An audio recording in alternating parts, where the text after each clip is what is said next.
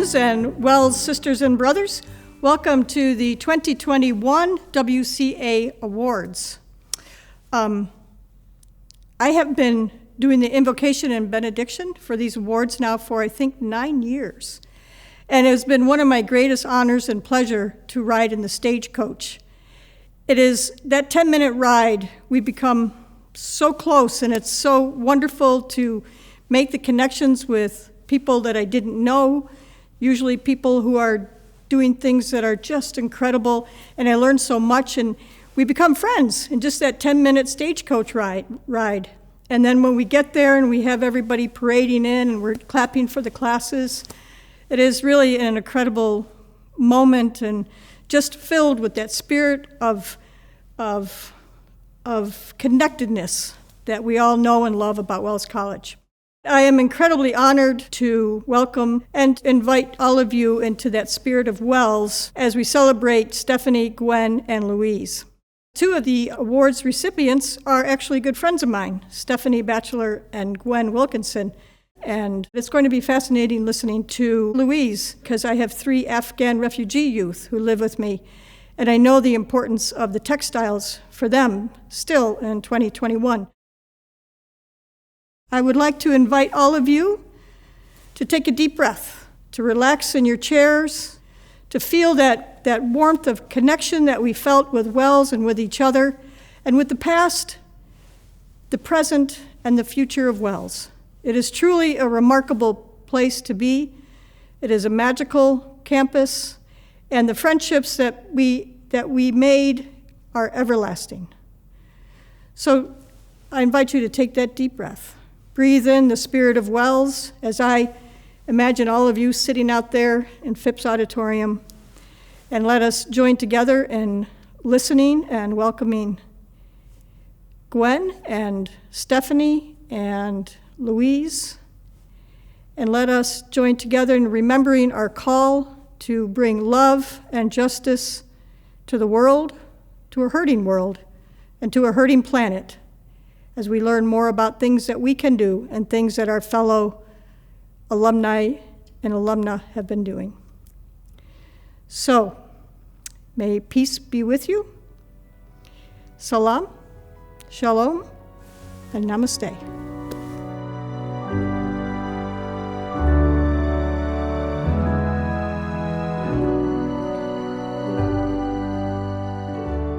Greetings!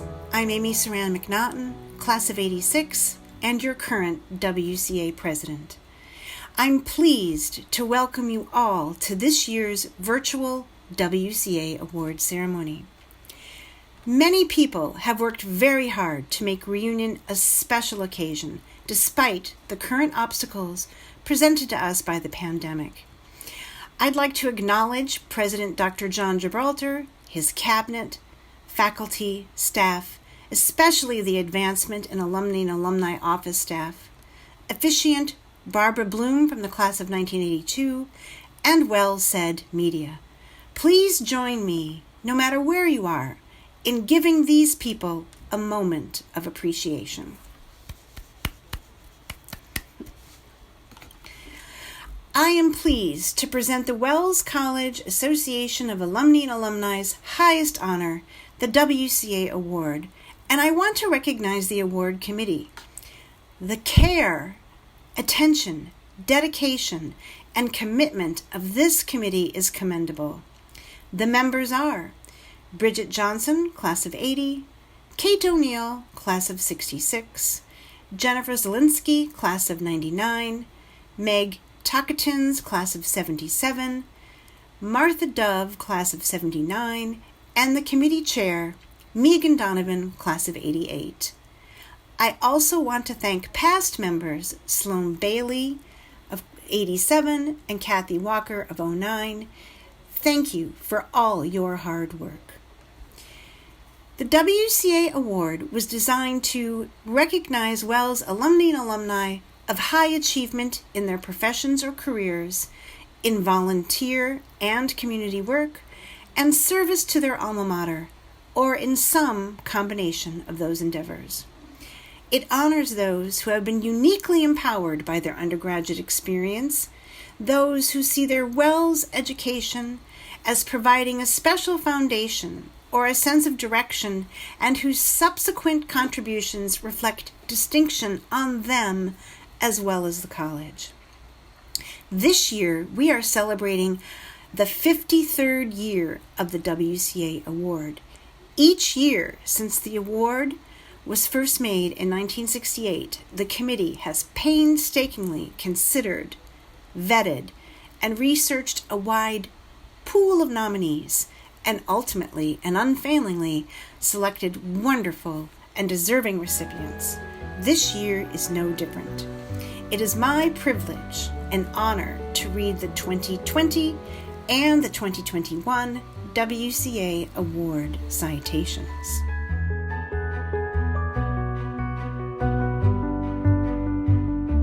In recognition of her distinction in the field of law and contributions to the justice system, the Wells College Alumni and Alumni Association presents the 2020 WCA Award to Stephanie Batchelor, class of 1979.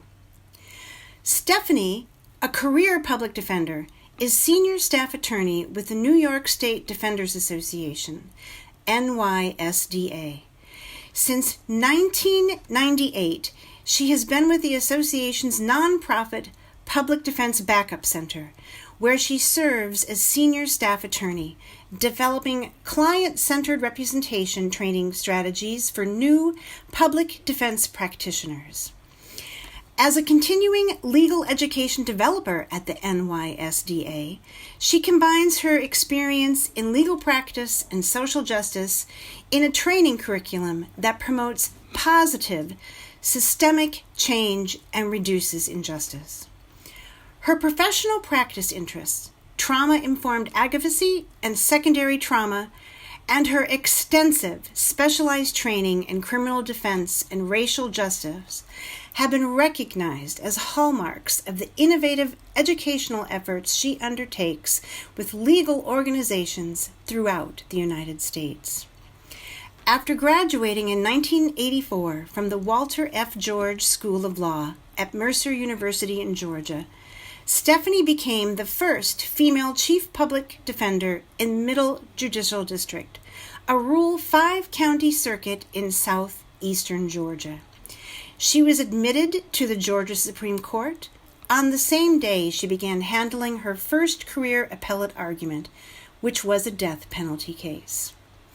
Prior to joining the NYSDA in 1989, Stephanie served as an assistant public defender for Monroe County in New York State, as an assistant federal public defender in Maryland, and as a public defender in Georgia. Renowned for her expertise in the field of trauma-informed advocacy, Stephanie helps others understand how trauma underlies events that bring individuals into the criminal system, and how lawyers and judges act and react as they attempt to resolve matters involving violent and harsh circumstances, notes Marty Crawford, an NYSDA staff attorney. Stephanie's collaborative nature and her ability to recognize others' ideas and build upon them as well as her own has broadened the availability of quality training for public defenders.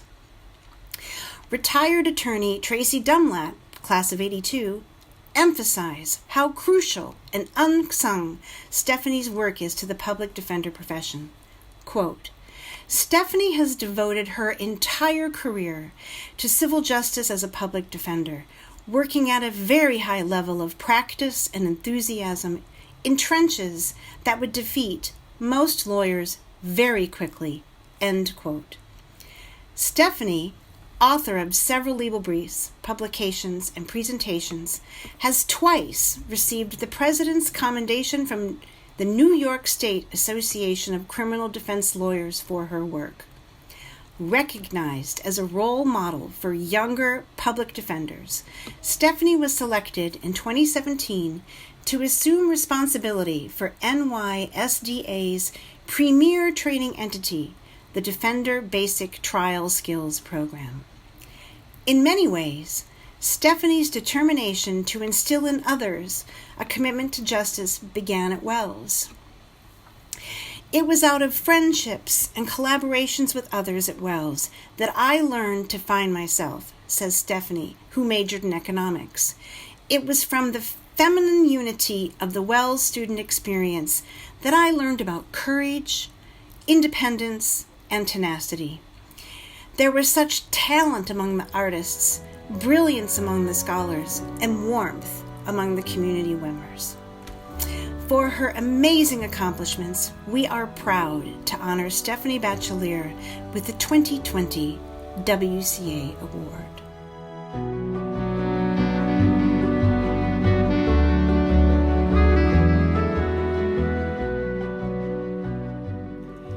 A couple of weeks ago, Michelle Vollmer emailed me to say, dust off my remarks to make this recording. But so much has happened since last year when this was intended to be a live program with everyone together.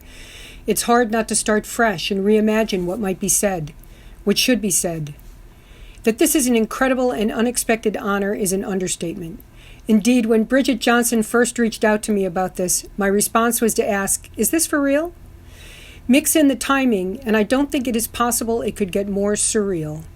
It came in a year of global pandemic, a year of fighting for the college's very survival, and finally, and sadly, we are forced to create this moment in a video format without the chance to share the energy and celebration together in person. Surreal for sure, but here we are. If anyone had suggested back when I was painting houses around Aurora during my law school summers with Jimmy Weber, God love him, that I would be sharing the proverbial stage with Gwen Wilkinson accepting this award, I would have started humming a Little Feat tune and asked them to pass along whatever it was they were smoking. That said, I do appreciate the juxtaposition of Gwen and I being here together. In many ways, we came from a shared place and have pursued the same mission, just from opposite sides of the courtroom. To be honest, I don't think I can necessarily say that my years at Wells set me on the path I have taken, but they certainly prepared me for it. My calling to public defense and social justice came while I was in law school and sprang from an awakening to what it really means to not enjoy the advantages of privilege, especially white privilege, what it means to suffer real persecution. But there is no question that my time at Wells and in Aurora helped me frame the vision, laid the foundation that I would need to endure, and as Albert Camus would urge, fueled my courage to create dangerously. It would come as no surprise to anyone who knew me at Wells that my original plan when I went to law school was to study contracts and manage a rock and roll band. In fact, someone predicted that for me in one of the Nothing books we kept as guest books in Pettibone 22A. Yes, I was of a generation lucky enough to be able to live in Pettibone while at Wells. In fact, I held the title of president of Pettibone. As I recall the handwriting, it might have been Tracy Dunlap who wrote that. That's why I went to Mercer, in Macon, Georgia, home of Capricorn Records, Phil Walden, the Allman Brothers, the Macon music family. And many have also heard the story of how my path changed. I did meet the Macon music family, and the Waldens, and the Allman Brothers, those who were still there. But as it turned out, rock and roll bands needed criminal defense lawyers. Who knew? And in the Deep South, some of those criminal defense lawyers did death penalty work, God's work. God's work in a place where, despite all the praying, sometimes it felt that God wasn't paying attention. And upon meeting those champions, the die was cast. I am the daughter of physicians and military servicemen, freedom fighters, descended from farmers and teachers and factory workers. My parents themselves used their own privilege to provide medical services in rural communities where they were needed, to provide medical services to veterans who had fought for the ideals of liberty. Had they lived to retire, their dream was to sail the good ship Hope and take their medical services where they were most needed around the world. So a life dedicated to service, preserving life of those in need, and fighting for the ideals of liberty had been ingrained in me pretty much from birth, as was a notion of noblesse oblige, not the noblesse oblige of patriarchy and patronage, rather the ethical obligation to share my privilege, to put it to use for those without. It was driven home to me in my years in the Deep South, where really for the first time I was exposed to blatant and pervasive racism and social injustice. And in a moment, my path diverted as I was called to devote my time, resources, efforts, and privilege to make sure that those doing God's work could continue. Then, not long after I started practicing law, the era of mass incarceration erupted, and my mission became more dire, the work more crucial. For those battles, Wells armed me with critical thinking, and Aurora armored me in authentic community. If we want peace, we must fight for justice. And those new goals were easily derived from and defined by my years at Wells. The community, the love, the shared sense of learning and play we were all treated to, the security. I wish and want such a life for all. I wish and want such a life for my friends and for my clients. Everyone should have a Wells experience, an Aurora experience. The signs as you leave Aurora on Route 90 read, "You imagined it." But we who know this place know we didn't imagine it. It is real, and it is charmed, and it is life as all should have the opportunity to know it in one way or another. When I was around 12, my father woke me up from a nap in the back seat of the car on one of our sometimes excruciating Sunday drives, this one a gray, rainy day, to ask how would I like to go to college there, pointing out the window. In my waking haze, I looked up and out my window to see an enchanting, expansive, grassy green hill, atop which sat a huge red brick towered building, Wells College. It was where his high school sweetheart had gone to college, not my British mom, and had an historical reputation of being one of the finest colleges for women. And half a dozen years later to Wells I went. My parents continued their regular Sunday drives to Aurora in the college years to take me and friends to dinner at the inn. I came and went from Aurora many times. I left Wells for the second half of my sophomore year as a visiting student to Mercer, my first trip to Macon thanks to Dean Linda Solomon's friendship with the Dean of Students there, another Wells small world story, and returned to Wells the next fall to finish and graduate. I stayed after graduation, living in Aurora and commuting to work in Ithaca for a year before law school. I returned every summer through law school to house sit with other Wells friends and work with Jimmy, as I mentioned earlier, a dear friend who would be found in a good many of my Wells-Aurora reminiscences. And I made the 19-hour drive between Aurora and Georgia for more weekends than any reasonable person should. Aurora and my Wells connections have been my inspiration and my strength. I wish there were time here to share the wealth of stories from those years, although some perhaps better left untold.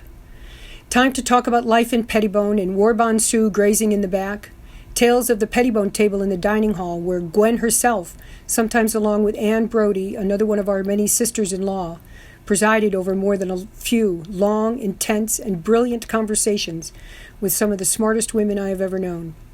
Tales of roommates and road trips, January terms on campus and off, and senior art shows. There was the time that Alan Clugston called me in the morning I overslept and was about to miss my Shakespeare exam. Where else would that happen but Wells College, and by a soul as lovely as he? There's a tale of pilfering ingredients from Taylor House with the help of a president's son, who need not be named here, to make holiday nog for the Pettibone Secret Santa party because it was too late to make the liquor store in Union Springs in time. There are tales of the commune and the jam kitchen and the ghetto, of the late, great Eddie Mason, another dear soul who is often heard to say he had 3 boys and 500 girls. And the Fargo open till 4 a.m. Yes, again, I am that old. Of full moon parties and Sunday morning softball games and spring pig roasts at Long Point with our favorite hometown bands.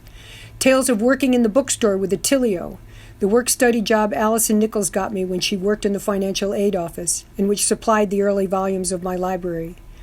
Tales of chasing the swimming and diving team after our class mother and Coach Kay Maloney conscripted me as team announcer.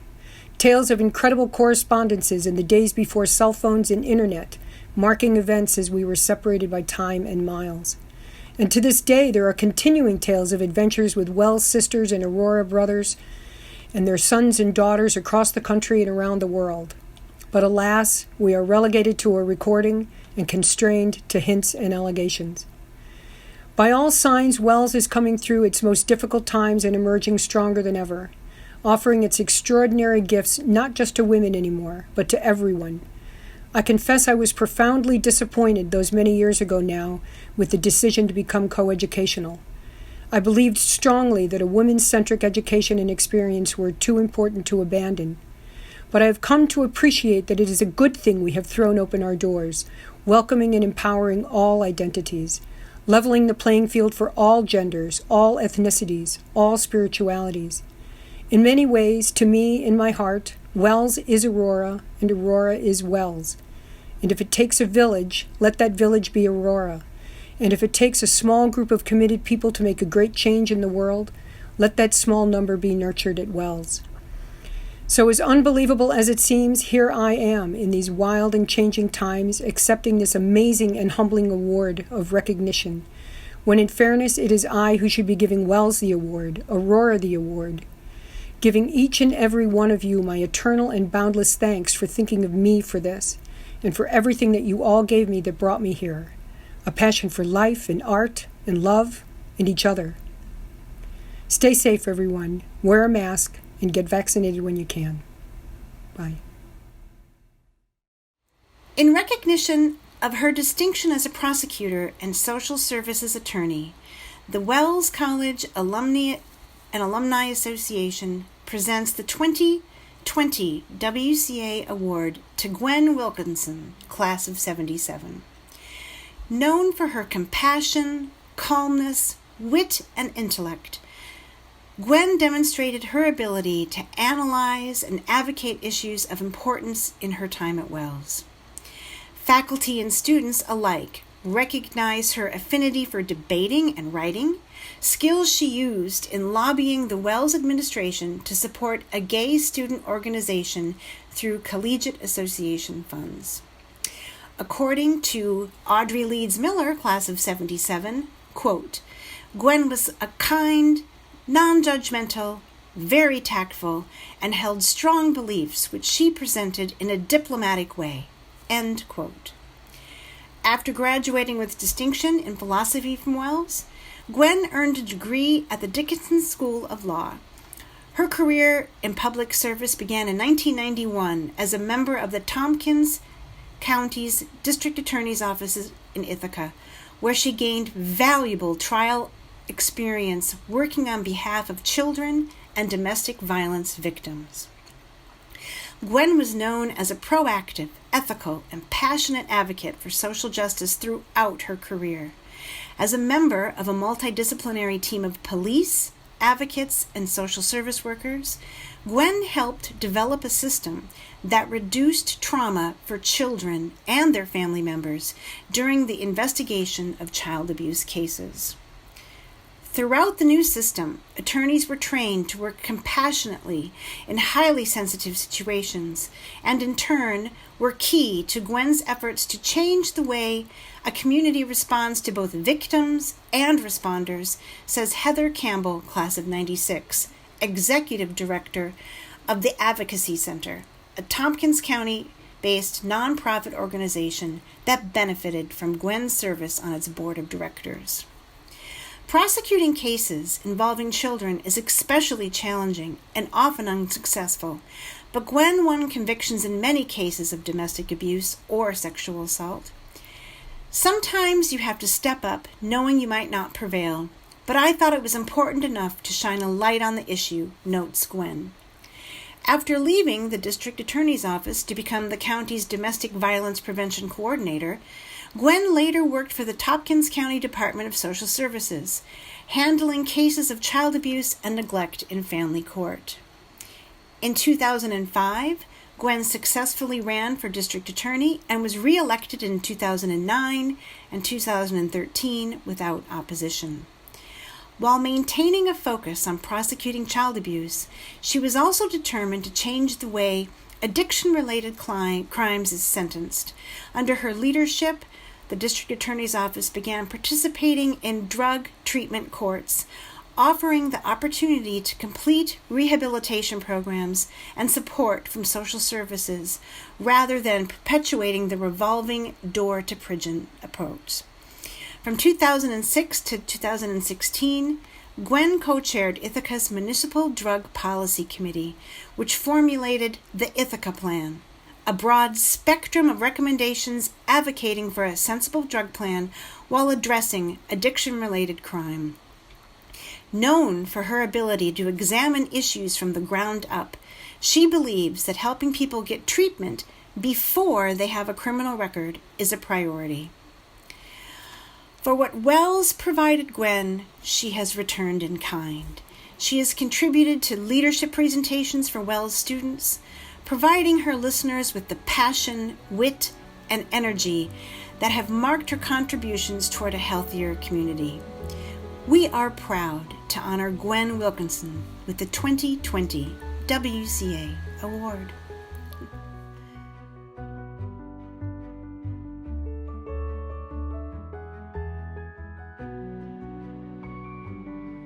Hello, everyone. I'd like to start off by thanking the award committee for conferring this honor on me.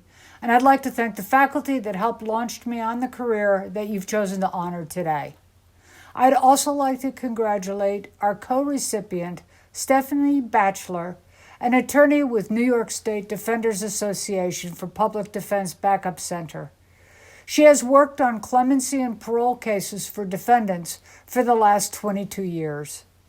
I would also like to thank her, 50 years late, for introducing me to the Silverfloss Sauerkraut Festival. Thank you also to the people who talked to the award committee and did not scare them away. I didn't garner many accolades at Wells, although I was the namesake of the Wilkinson Plan, which requires recipients to spend 7 years getting their BA. I have given many speeches, but I have never tried to communicate with an audience by speaking at my laptop and seeing only the text. So for those of you who know me, if I sound weirder than usual, that's why. For those of you who don't know much about me or my career, I was a prosecutor in Tompkins County, just a few miles south of Aurora, starting in 1991. When the award committee notified me about this award, the committee representative I spoke to said it was because of my years of public service and my dedication to bringing justice to vulnerable victims and my efforts to end the drug war. And could I please speak to how my Wells education helped my career? When I ran for my first term for Tompkins County District Attorney in 2005, my platform was unique for district attorney races in New York. I ran on a platform that promised the aggressive prosecution of violent perpetrators against vulnerable victims, especially domestic violence and child abuse. These were grossly under-prosecuted cases that took a horrible toll in human suffering and ruined lives. To give one mild example, I had a case where a man slammed his wife's head through a sheetrock wall. The damage to the wall amounted to a felony, but the damage to the woman's head only qualified as a misdemeanor. The system was not kind to victims either. Victims were forced to testify in front of their perpetrators. They were given orders of protection, which were nothing more than pieces of paper, and many of them suffered retaliation for seeking prosecution in the first place. Another campaign promise I made was to change how the criminal justice system and we as a society treat substance abuse disorders. I envisioned focusing resources on them as a public health issue.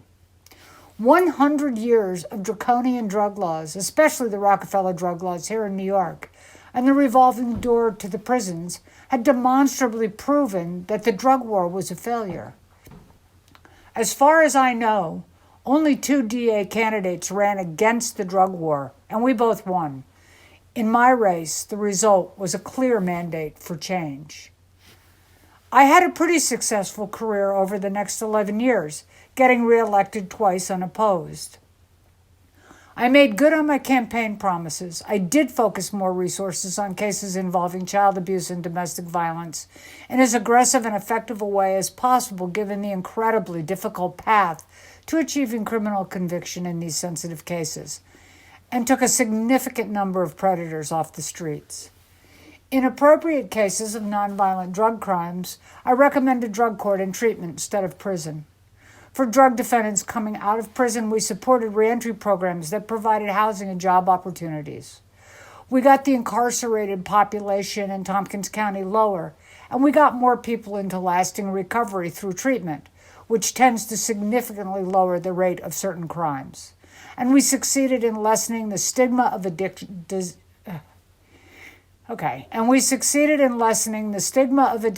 a disease and not a moral failing. I am proud to say I helped establish Reach Medical, which is a leader in the treatment of opioid use disorder located in Ithaca, New York. This went against the policies of most district attorneys' offices, where domestic violence and child abuse cases were, if not swept under the rug, definitely not given the resources it takes to win. And most law enforcement agencies did not initially welcome the paradigm shift in our approach to drug cases. So what I'm trying to say is that from the beginning, I was bucking the system. I was working from the inside to try to change ineffective approaches, beliefs, and entrenched practices that some of us knew were doing more harm than good in terms of public safety, which is, after all, what we were elected to protect and serve. So how did my Wells education help me do this? Because believe me, it took a lot of help. From the faculty, of course, and from an amazing community of brilliant, creative, quirky, courageous, talented, and visionary women. This might be a good place to mention that Wells was a very different place in the 70s. It was a place only for women. Women occupied all the campus offices and basically ran the show on campus. Collegiate council was entirely women, and that's all changed now. And I hope that change is a good thing. What I can say is that living and working in a male-dominated world is still extremely challenging, and I do credit my 4 years at Wells with having an opportunity to find my confidence and my voice. I am and forever will be grateful for the incredible dedication of the faculty who worked out a program for me so I could follow the vision I had, even then, about how to approach problems of what are essentially social justice issues. Professors Sullivan, Brown, and Burson patiently read draft after draft of my thesis and gave invaluable guidance in many office hours. They went above and beyond and did not, even once, pull out their hair in my presence. The 70s were tumultuous times. Some of us protested the Vietnam War, and some of us celebrated the Supreme Court decision in Roe v. Wade. As an aside, I remember Professor Litzenberg warning us that sometime in the future we would have to fight for that cause again. I have thought about his warning in recent years and have come to the conclusion that he was not prescient. He just had a liberal education. In 1975, in response to many requests, a small group of women, which included me, decided to form a gay students organization. It was not a widely or wildly popular cause. One of the bravest women I know gave a speech at Forum, and then she and I took questions from the audience. We received mixed reviews, to say the most. We answered a lot of questions in the next few weeks. Deans, faculty, the collegiate council, and even the Wells president wanted meetings. The president said that our cause was just and that the administration would not oppose us, and that it might cost the college a lot of money and lost donations, but that was a concern that was in a different realm. We went ahead. We were recognized, we had a voice, and we shined light on the stigmatization of gay people and created a safe space and a community. It was my first experience with attempting institutional change using the lessons of history and civil rights and logic, to name a few. At Wells, we were encouraged to become free thinkers through exposure to a variety of disciplines. I mostly hated the distribution requirements, but benefited from them. I once complained about them in a philosophy seminar, and Professor Brown replied, in substance, that engineering and physics will teach us to build a bomb, but neither will help us decide whether to use it. So suck it up, Gwen, and read history. So I did. I took history, economics, sociology, political philosophy, anthropology, and every single one of those courses helped me to be a better lawyer. There is no question that the liberal education I got at Wells prepared me for a career as a trial lawyer. For me, Wells was the true beginning of my career in the law as an advocate for social justice, and I couldn't have had a better one or a better place. Thank you.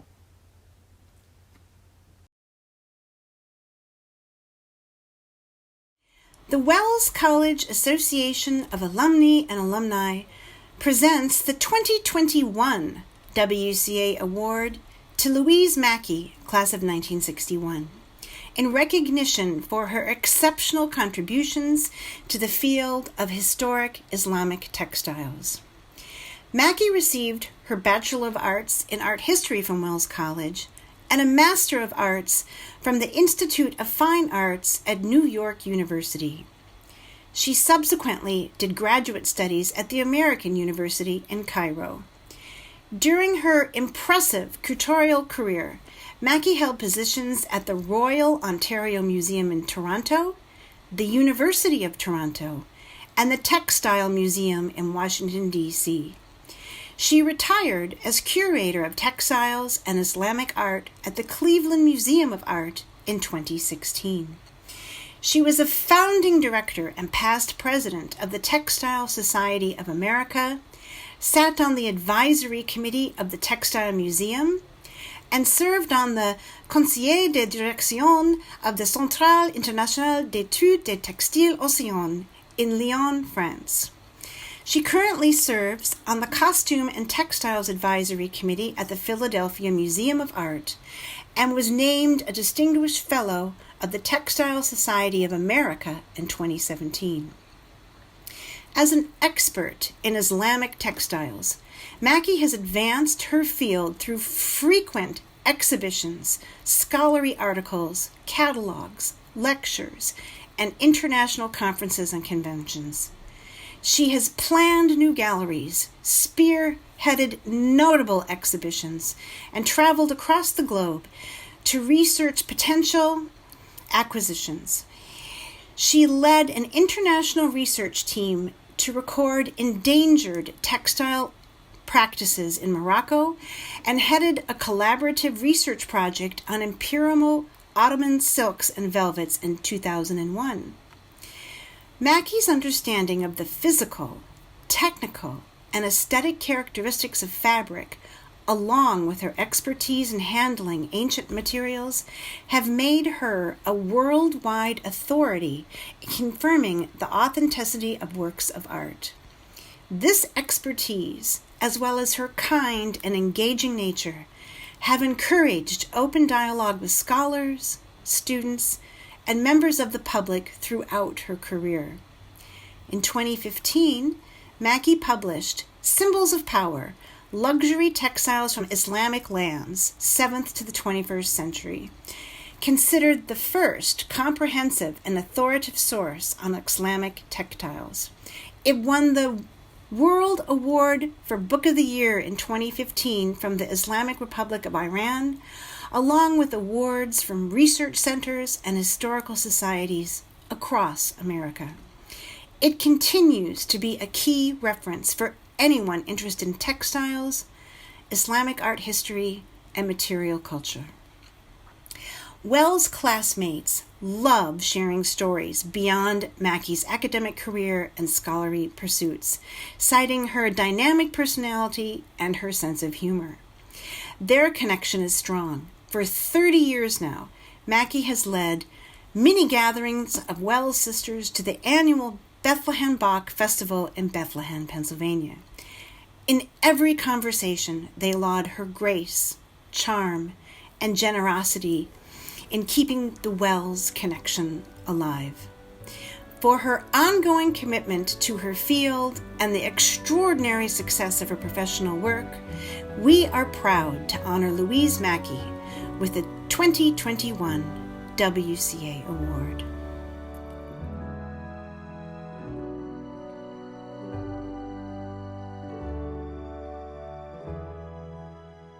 Hi everyone. I am very happy to be able to thank Amy McNaughton, President of the Wells College Alumni and Alumni Association, and Megan Donovan, Chair of the Award Committee and committee members, for the honor of receiving the Wells College Alumni Award for 2021. Coming from a class so filled with talent, it is humbling indeed. Before going to Wells, I studied at Kent Place School in Summit, New Jersey. Thanks to the enthusiasm of classmate Molly Harding Nye and her mother, Wells 1934, and her aunt, Wells 1925, Molly and I and 6 other classmates joined the Wells class of 1961. As a Wells graduate, I am grateful for its dedicated professors, academic rigors, training in independent thinking, and social opportunities. I am especially grateful for long-lasting friendships with Wells classmates. After graduation, classmate Carol Gaines Ruckel and I went abroad for 3 months, which we expanded into 2 years of enlightening travel, study, and work in Europe and the Middle East. We economized by staying in youth hostels and hitchhiking to new destinations. In Florence, Italy, a highlight was visiting Wells art history professor Hannah-Laura Glasser. She wisely recommended that to facilitate further travel and study, we should learn German and French, which we did. Our travel included many museum visits and cemented my desire to work in one. My first job was as secretary in the Islamic department in the Metropolitan Museum of Art in New York. I relished access to the collections, and the job was a fortuitous foundation for my career. I wanted to study Islamic art history and enrolled at the Institute of Fine Arts, NYU, to study with renowned Professor Richard Eddinghausen. He became my mentor and made recommendations that shaped my career. He recommended graduate studies at the American University of Cairo, Egypt, and my first curatorial position at the Textile Museum in Washington, D.C. These steps provided wonderful opportunities for learning and advancement. I am eternally grateful to Professor Richard Eddinghausen. At the Textile Museum, guided by renowned scholars, I immersed myself in the exceptional Islamic textile and carpet collections. I was really energized. It was a productive decade with annual exhibitions, constant research, numerous publications, and international conferences. I accepted 2 royal invitations to visit Iran, one as a consultant and the other as a guest for the grand opening of the new Carpet Museum. Each museum during my curatorial career of 45 years offered different opportunities. Invariably, I was inspired by the Avis slogan, "We try harder." I had to try harder. Who had heard of Islamic art? Then add textiles. Why textiles? Textiles tell human stories and describe history and culture. Textiles drove economies and fueled prosperity. Luxury textiles symbolize wealth and power. As curator and department head in Canada's foremost museum, the Royal Ontario Museum in Toronto, during the 1980s and 90s, I also taught part-time at the University of Toronto, which was an enlightening experience. At that time, one of my priorities was to document historic handmade textiles and their practices before they became extinct, especially ancient drawlooms, used across Asia and Europe for 1,000 years to weave luxury fabrics. I led an international research team in Fez, Morocco, and produced the 1996 video documentary Threads of Time, handmade textiles made for weddings in Fez, Morocco. Then I was delighted when renowned Turkish scholar Professor Dr. Nurhan Atasoy, funded by a Turkish bank, invited me to collaborate on extensive research on Imperial Ottoman silks and velvets, 15th through 17th century. We visited over 50 international collections for the substantial publication, İpek, which means silk in Turkish.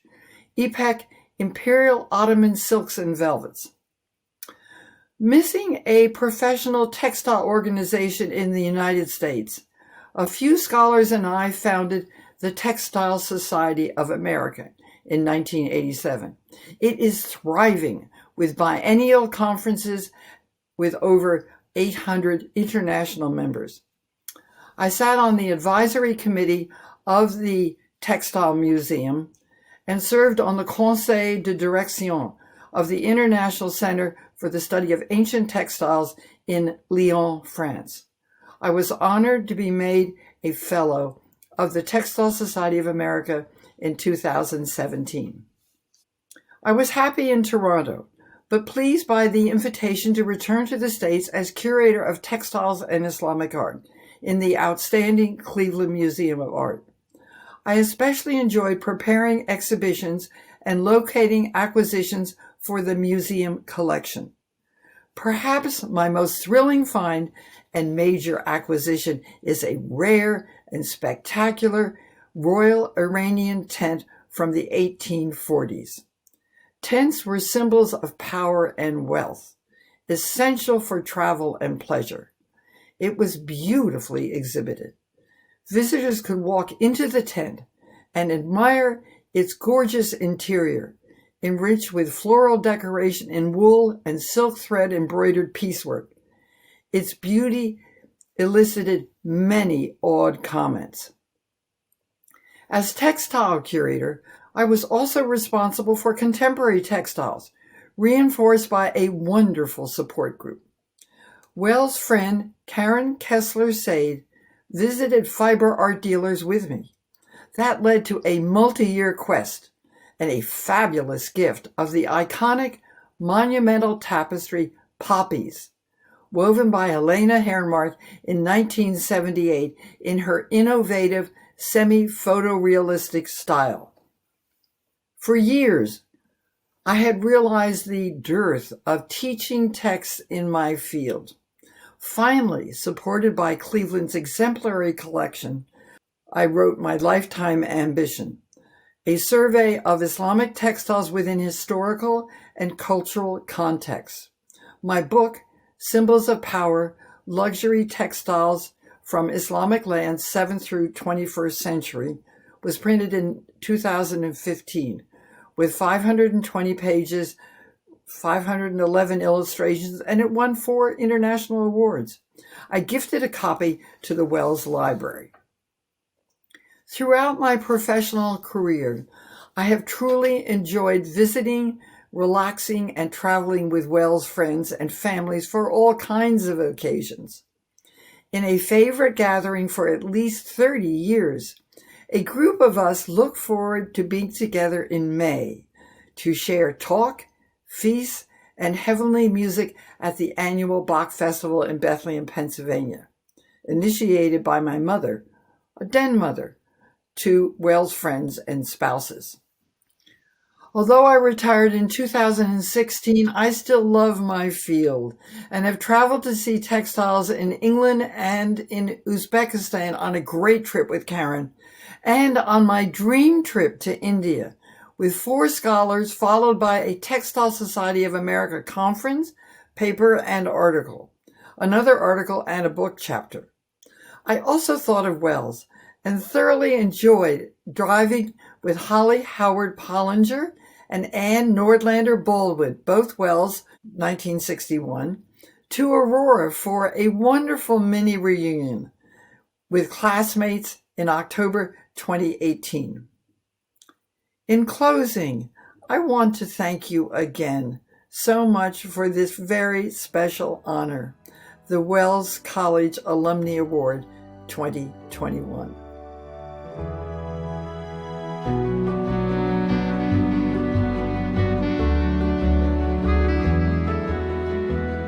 Thank you for joining us today. I'm Jonathan Gibraltar, president of Wells College.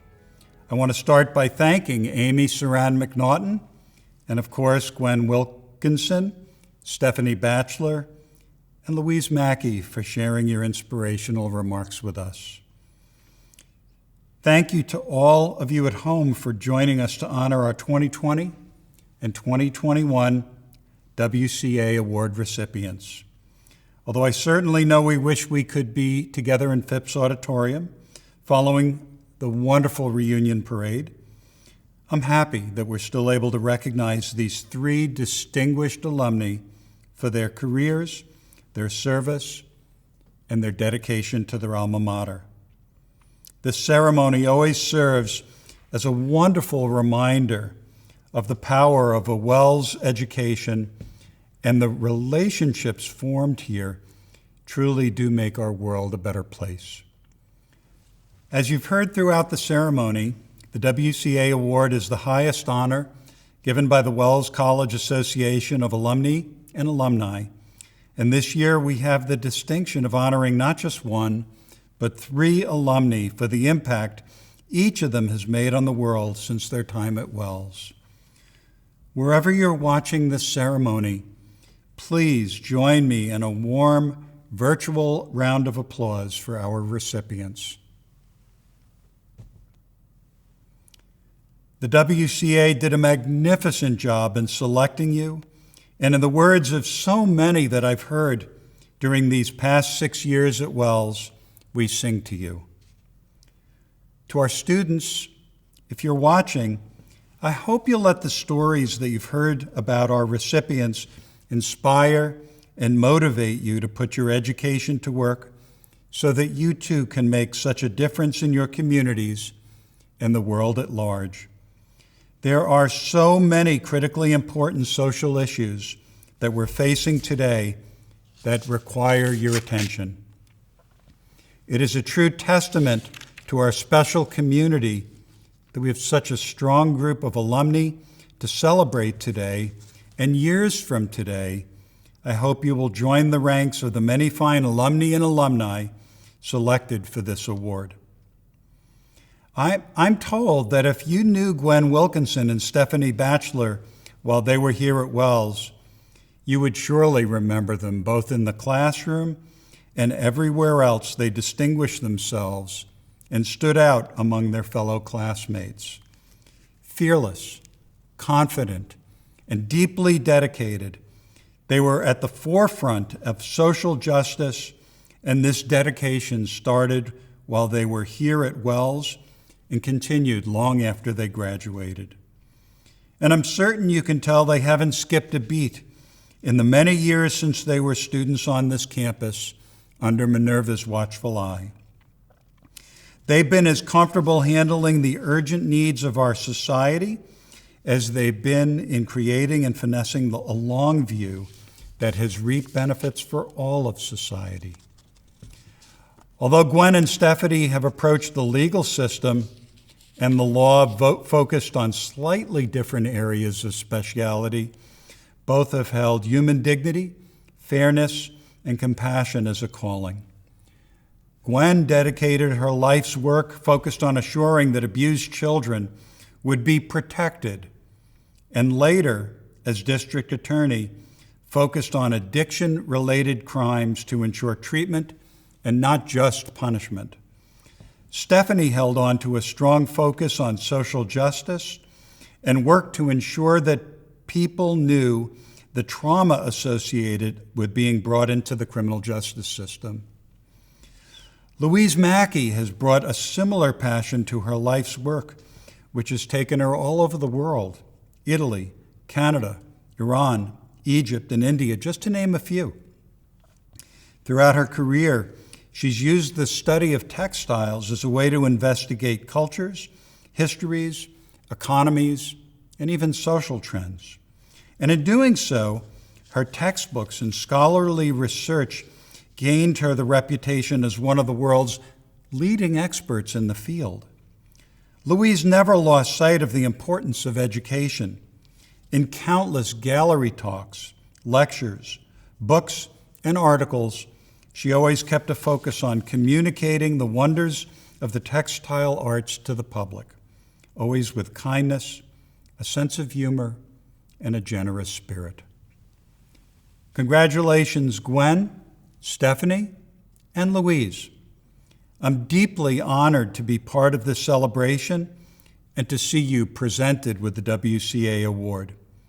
You are all so incredibly deserving of this honor, and you've spent your lives making us all very proud of your contributions to society. Thank you for joining us for this WCA Awards ceremony, and I hope to see you in person sometime in 2022 back in Aurora.